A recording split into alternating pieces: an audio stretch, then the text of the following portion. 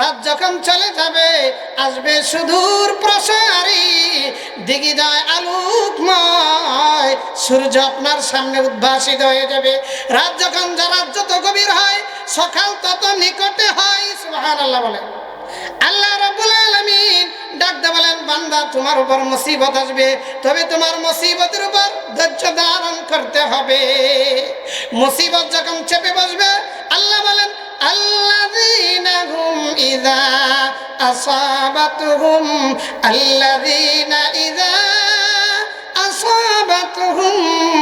মুসিবা ক্বালু ইন্না লিল্লাহি ওয়া ইন্না ইলাইহি রাজিউন। আল্লাহু আকবার বলে। আল্লাহ ডাকতে বলেন, বান্দা যখন মুসিবত আসবে তখন কার দিকে ফিরে যাবে? কার দিকে? আরে চাকরিটা হইল না, আরে আমার ক্ষেতটা তো এবার নষ্ট হয়ে গেল, ক্ষেতটা নষ্ট হয়ে যাওয়ার কারণে আমি ধ্বংস হয়ে গেছি, এরকম বলবো? হায় হায় আদরের সন্তান, লেখাপড়া করাইলাম তো এখন চাকরি নিবে, বিভিন্ন সরকারি বড় বড় পদের চাকরি নিবে, এই মুহূর্তে সন্তান আমার অ্যাক্সিডেন্ট করে মারা যায়। আল্লাহ বলেন, যখন মুসিবত চলে আসলো, মুসিবত আসার সাথে সাথে তুমি আল্লাহ তাআলার দিকে রুজু করো। আল্লাযীনা ইযা আসাবাতুহুম মুসিবা ক্বালু ইন্না লিল্লাহি ওয়া ইন্না ইলাইহি রাজিউন।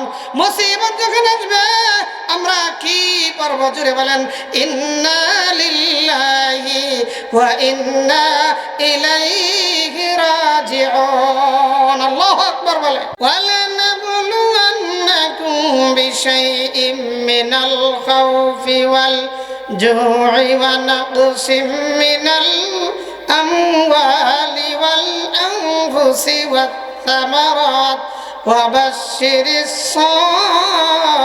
সাবিরিন আল্লাযীনা ইযা আসাবাতুহুম মুসিবা ক্বালু ইন্না লিল্লাহি ওয়া ইন্না ইলাইহি রাজিউন। আল্লাহ রাব্বুল আলামিন ডাকতে বলেন, হে দুনিয়ার বান্দারা, হে দুনিয়ার মুমিন বান্দারা, শুনে রাখো, শুনে রাখো, তোমরা দুনিয়ার জমিনে বসবাস করবে তো আমি আল্লাহ তোমাদেরকে বিভিন্ন ভাবে পরীক্ষা নেব। এই পরীক্ষার মধ্যে যদি তোমরা উত্তীর্ণ হতে পারো, আল্লাহ রাব্বুল আলামিন আয়াতের শেষাংশে বলেন, আল্লাযীনা ইযা আসাবাতুহুম মুসিবা ক্বালু ইন্না লিল্লাহি ওয়া ইন্না ইলাইহি রাজিউন।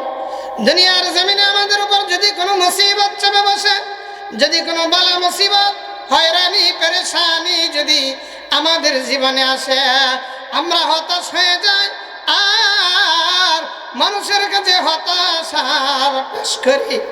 আর দুনিয়ার জমিনে এমন অবস্থা, এমন অস্থির হয়ে যায় যেন আমার জীবন জিন্দেগি একটা মাত্র মুসিবতের সামনে ধ্বংস হয়ে যাবে।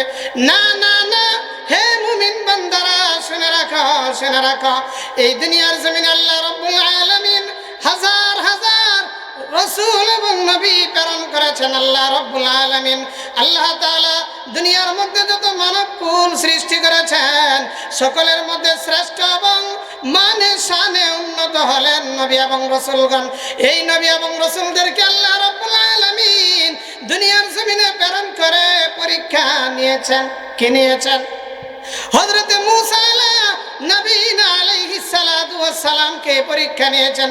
হযরত ইউসুফ নবীনা আলাইহিস সালাতু ওয়াস সালামকে জেলখানায় আবদ্ধ রেখে পরীক্ষা নিয়েছেন। হযরত হারুন নবীনা আলাইহিস সালাতু ওয়াস সালাম থেকে পরীক্ষা নিয়েছেন। হযরত ইব্রাহিম নবীনা আলাইহিস সালাতু ওয়াস সালাম থেকে পরীক্ষা বারবার নিয়েছেন কিনা?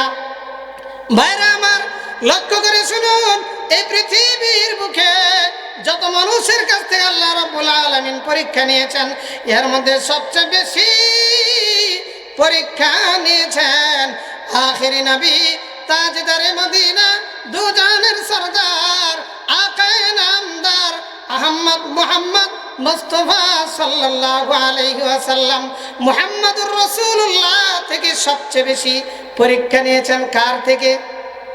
নবীজির থেকে, আমাদের নবীজির থেকে।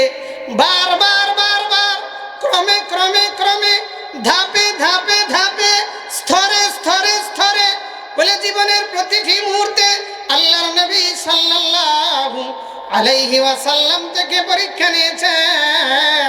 তাই দুনিয়ার নিজাম হলো যার পরীক্ষা যত বেশি তার সার্টিফিকেট হবে তত বেশি।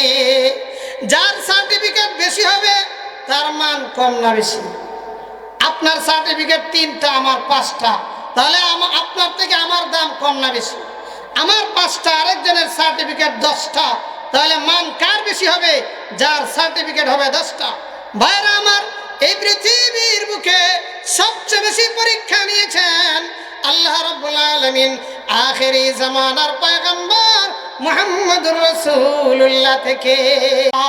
রব্বুল আলামিন মুহাম্মদুর রাসূলুল্লাহ থেকে পরীক্ষা নিয়েছেন। ভাইরা আমার, বলতেছিলাম আল্লাহ রাব্বুল আলামিন এই দুনিয়ার জমিনে আমাদের কাছ থেকে পরীক্ষা নেবেন। কি নেবেন? কি নেবেন? কথা বলেন। পরীক্ষা নেবেন। তবে পরীক্ষার মধ্যে আমাদের অস্থির হলে চলবে না। এই জীবনে বড় পেরেশানি মুসিবত আল্লাহ রাব্বুল আলামিনের হুকুমে ইঙ্গিতে আসতে পারে, তবে আল্লাহ রাব্বুল আলামিন ডাক দিয়ে বলেন, বান্দা মুসিবত দেখে পেরেশান হইও না। মুসিবত রাত যত গভীর হয়, মনে রাখবেন সকাল তত কাছে হয়। রাত যতই গভীর হয়, রাত যখন আপনার সামনে আসবে, আপনি রাত দেখে যদি হয়রান হয়ে যান, পেরেশান হয়ে যান, তাহলে আপনাকে খুঁজে পাওয়া যাবে না। আপনাকে মনে রাখতে হবে, স্মরণ রাখতে হবে, যেই মাত্র রাত্রি আসলো স্মরণ করবেন, রাত যখন চলে যাবে আসবে সুদূর প্রসারী দিগিদায় আলোকময় সূর্য আপনার সামনে উদ্ভাসিত হয়ে যাবে। রাত যত গভীর হয়, সকাল তত নিকটে হয়। সুবহানাল্লাহ বলেন। আল্লাহ রাব্বুল আলামিন ডাকতে বলেন, বান্দা তোমার উপর মুসিবত আসবে, তবে তোমার মুসিবতের উপর ধৈর্য ধারণ করতে হবে। মুসিবত যখন চেপে বসবে, আল্লাহ বলেন, আল্লাযীনা হুম ইযা আসাবাতুহুম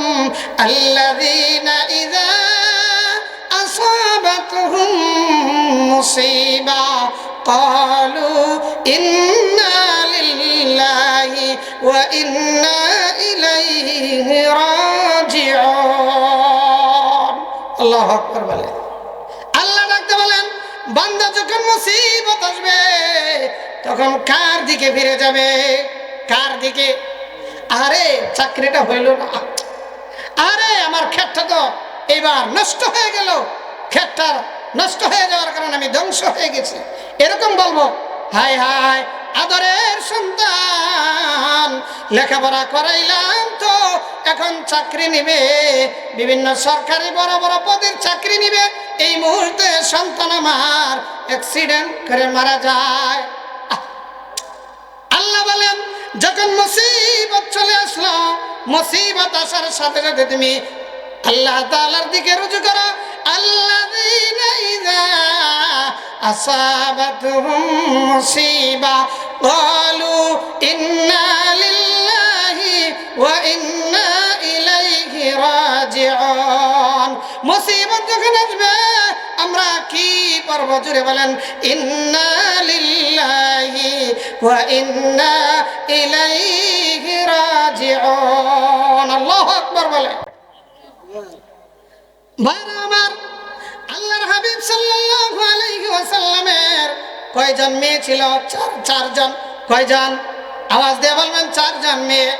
1 নম্বর মেয়ে হযরত যায়েনব, 2য় নম্বর মেয়ে হযরত রুকাইয়া রাদিয়াল্লাহু তাআলা আনহা, 3য় নম্বর মেয়ে হলো হযরত উম্মে কুলসুম রাদিয়াল্লাহু তাআলা আনহা, 4র্থ নম্বর মেয়ে ছিলেন হযরত ফাতিমাতুজ জাহরা রাদিয়াল্লাহু তাআলা আনহা।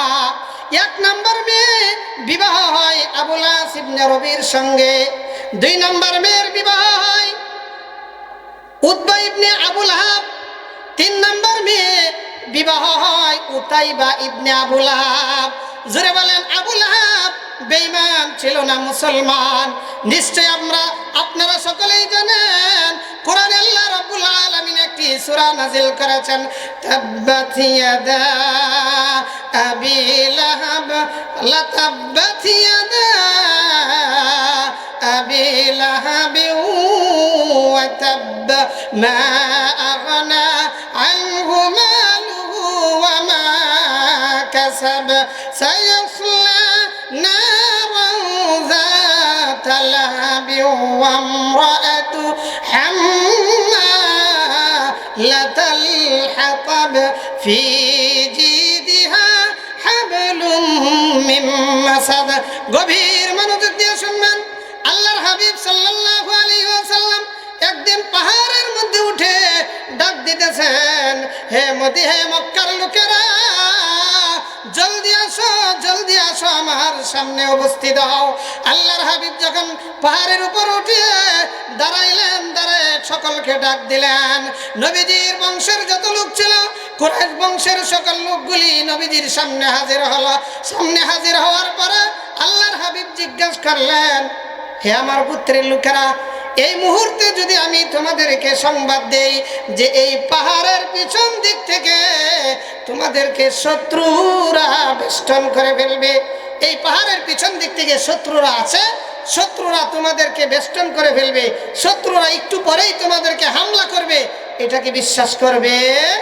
সবাই সমস্বরে বলল, হে মুহাম্মদ, তুমি কোনোদিন মিথ্যা বলো নাই, এই সংবাদ যদি দাও যে একটু পরেই পাহাড়ের পিছন দিক থেকে শত্রু বাহিনী আমাদেরকে হামলা করবে, তাহলে আমরা বিশ্বাস করে নিব। জোরে বলেন, কি বলেছে? বিশ্বাস করে নিবে। কার কথা?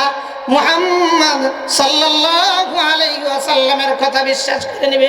হুজুর সাল্লাল্লাহু আলাইহি ওয়াসাল্লাম এবার ডাকতে বলেন, হে মক্কার লোকেরা, শুনে রাখো, শুনে রাখো, হে কুরাইশ বংশের লোকেরা, তোমরা যদি আমার কথা বিশ্বাস করে নাও তাহলে শুনে রাখো, শুনে রাখো, তোমরা যে ইসলাম ধর্ম ছেড়ে দিয়ে তাওহীদ ও রিসালাত না মেনে তোমরা যে মূর্তি পূজা করতেছ, পৌত্তলিকতায় নিবেদিত রয়েছ, তোমরা যে পৌত্তলিকতা করতেছ, মূর্তি পূজা করতেছ, এই মূর্তি পূজার জন্য তোমাদের মৃত্যুর পরে সাথে সাথে আল্লাহ রাব্বুল আলামিনের পক্ষ থেকে প্রেরিত হাজার হাজার ফেরেশতা তোমাদেরকে সাইজ করার জন্য বসে আছে, তোমাদের উপর হামলা করার জন্য, তোমাদেরকে জাহান্নামের আগুনে জ্বালানোর জন্য আল্লাহ রাব্বুল আলামিন জাহান্নামকে প্রস্তুত রেখেছেন।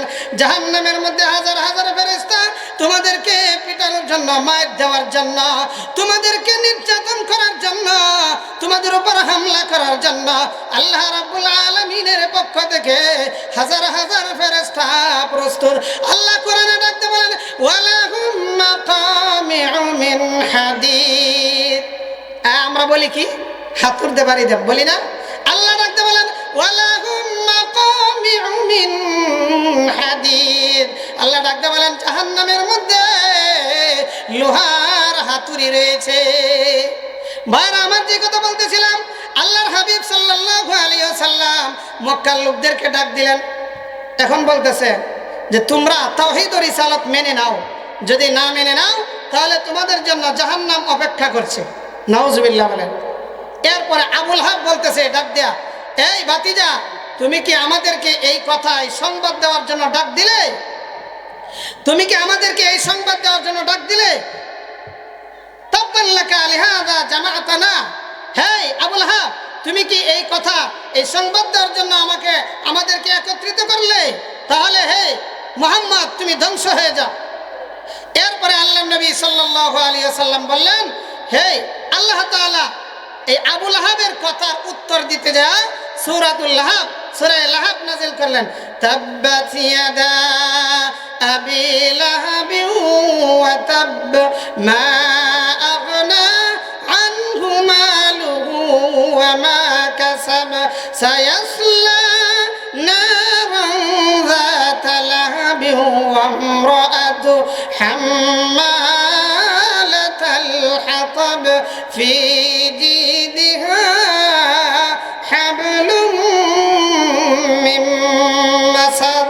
আল্লাহ রাব্বুল আলামিন এই সূরা নাযিল করে আবু লাহাব এবং আবু লাহাবের বংশধরদেরকে অভিশাপ দিলেন আর বললেন, হে মুহাম্মদ, তুমি যে হে আবু লাহাব, তুমি যে আমার নবীকে ধ্বংস হয়ে যাক লানত করলে, হে আবু লাহাব, তুমি তোমার মুখ দিয়ে একবার উচ্চারণ করলে আমার হাবিবের উপর লানত দিলে। সুতরাং শুনে রাখো, শুনে রাখো,